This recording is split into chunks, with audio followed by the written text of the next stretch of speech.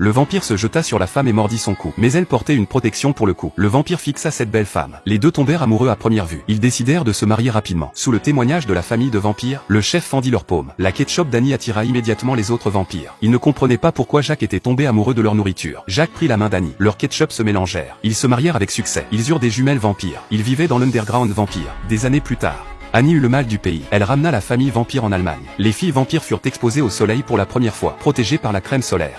Elles ne furent pas blessées. Jacques porta un lit-coffre pour accueillir les nouveaux voisins. Annie essaya désespérément de cacher le côté étrange. Les voisins détectèrent néanmoins une atmosphère étrange. La famille Annie établit des règles. Pas de vol le jour, pas de consommation d'insectes en public. Les sœurs vampires limèrent leurs crocs. Elles allèrent s'inscrire à la nouvelle école, mais furent immédiatement victimes de farces d'élèves. Irene entra dans une rage folle. Elle fixa méchamment le garçon farceur, l'effrayant au point qu'il mouilla son pantalon sur place. Irene trouva les élèves ennuyeux, mais une fille tatouée attira son attention. Après les cours, Irene salua sa nouvelle amie selon le rituel vampire. À ce moment, Sylvanie fut à nouveau harcelée par des camarades. Les camarades l'aidèrent à ramasser ses affaires éparpillées. Leur geste gentil fit battre le cœur de Sylvanie. Un camarade de classe l'invita à nager. Mais quand Irene sauta dans la piscine, la crème solaire fut complètement lavée. Elle eut un coup de soleil. Amy aidait sa sœur à appliquer la pommade. Le lendemain à l'école, Amy vit une pastèque voler vers sa nouvelle amie. Elle se téléporta immédiatement, attrapa la pastèque et la lança en l'air. Toute la classe resta stupéfaite.